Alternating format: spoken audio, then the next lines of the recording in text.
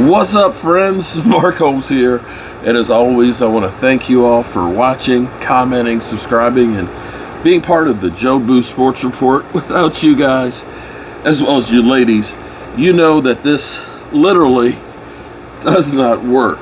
So, we got some more snow last night, like we didn't have enough already, and I forgot to put the cover on the fire pit. So we've got the fire literally melting the snow off of the fire pit here tonight. So it's cold as a mother humper. I mean, it's cold out here. It's in the teens tonight, and it's going to be cold tomorrow night when the Dallas Cowboys play. Shout out to all you great fans that were part of our live stream we just finished up, and you know how I like to do. I like to come outside to the fire pit and get my thoughts together for the end of the day and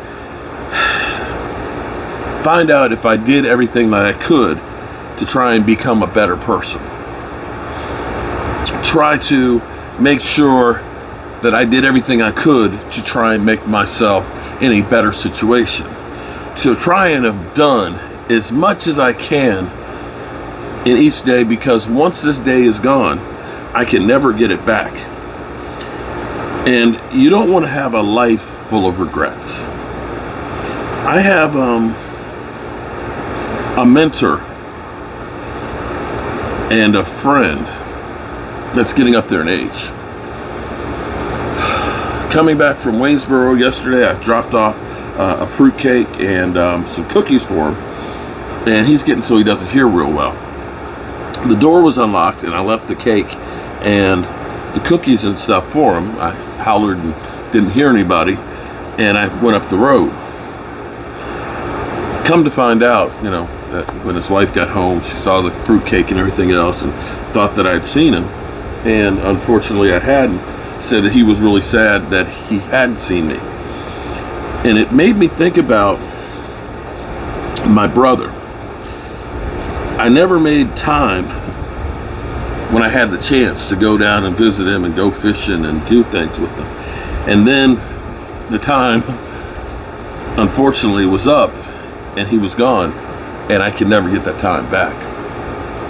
And that's one of those regrets that you have. So I'm going to make a point of next week going by and seeing him directly, because you never know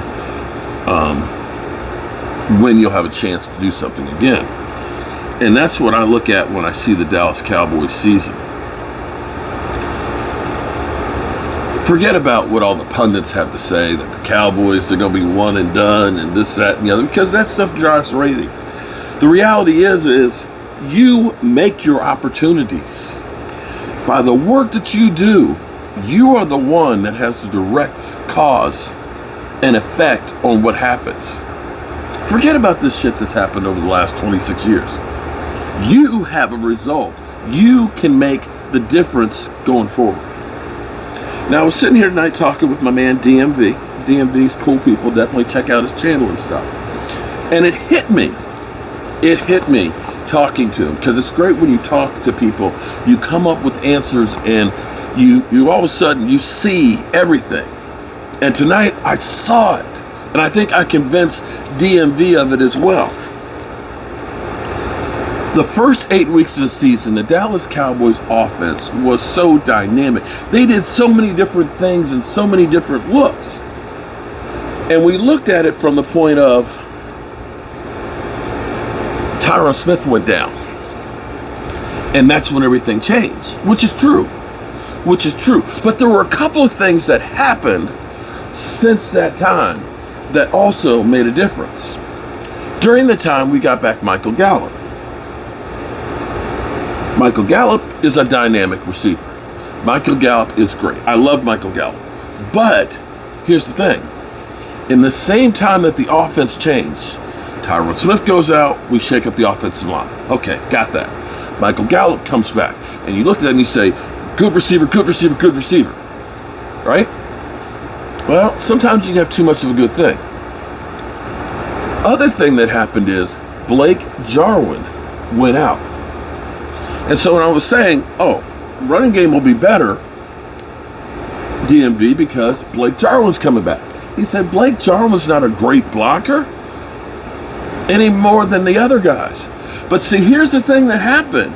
I don't have the numbers in front of me, but I bet you since Blake Jarwin has been gone and Michael Gallup has come back, the Cowboys use less 12 personnel. Now, I remember one YouTuber out there that when I said, man, I love 12 personnel, he's like, you old ass. Man, I don't want to ever see 12 personnel again. Man, screw some 12 personnel. Give me 4 wideouts anytime. Well, here's the things I've seen with 12 personnel.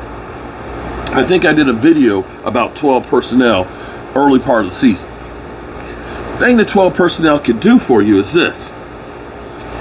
The Cowboys have come out with 2 tight end sets. 2 tight ends, Blake Jarwin and Dalton Schultz, both of which can catch the football. Right? Zeke Elliott in the backfield. Okay? That means 1 running back, 2 tight ends. Okay. Generally speaking, 12 personnel is a running offense, right?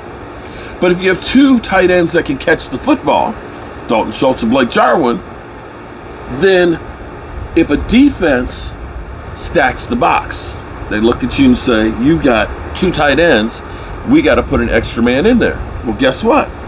I've seen the Dallas Cowboys take Zeke Elliott and put him out wide. Tight end shifts out a little bit. Now all of a sudden, you got 5 wideouts or 5 receivers. And if the defense is in a heavy personnel, thinking you're running, the advantage to you is to you and the offense and the receivers. If they say, okay, they can pass out of this formation, then we need to keep our cornerbacks in. You keep your cornerbacks in, cool. We're going to run at you. And that, my friends, is what's been missing from this. You know, sometimes you have addition by subtraction. It's easy to get and fall in love with passing the football when you've got CeeDee Lamb, Amari Cooper, and Michael Gallup. Because you say, I got to get them out on the field. They're great receivers. You say, I got to have Michael Gallup. I don't want Blake Jarwin. I'd rather have Michael Gallup. But see, here's where you lose it. The versatility of the offense where you can do anything. If you've got Amari Cooper, CeeDee Lamb, and CeeDee Lamb, Amari Cooper, Michael Gallup, pretty much it's going to be a passing. You're pretty much going to pass the football. It's hard to run with those 3 receivers there, right? So that means the defense has got more of their cornerbacks in. They got nickel coverage going against you. This way, you can do both. You can block and run with that extra man, or you've got 5 receivers, or 4 receivers, 4 receivers and a running back. And here's the other part of this. Amari Cooper said tonight, you know, I could lead the NFL in receptions. You want me to get 100 receptions? I can do that, if given the opportunity. He's getting flustered because he's not getting the chance to get the ball. And so the problem is, you've got so many receivers out there that now you're forgetting about the guy who can really catch the ball. You're forgetting about Amari Cooper. So I don't want to say that Michael Gallup getting hurt is actually a good thing. Because we looked at this and said, oh my God, look at what the Cowboys offense is doing without Michael Gallup. When we get him back, man, we gonna blow everybody away. And guess what? We didn't. Because we had too many damn receivers and not enough guys to actually block. And became more one-dimensional. Again, this is just my opinion, but I think 12 personnel was pretty dynamic for this offense, and you haven't been able to do it without Blake Jarwin. We'll find out. Because, you know, I have no original ideas. I just copy everybody else as they say. But anyway, I appreciate each and every one of you guys. We'll be live streaming, starting with the Kansas City game and roll right into the Dallas Cowboy one. And hopefully we'll see the Cowboys kick some Eagle ass. I'm Mark Holmes. And as always, I appreciate each and every one of you guys. Whew. At least I melted all the snow out of here. Oh boy. God willing, I'll see you in the morning.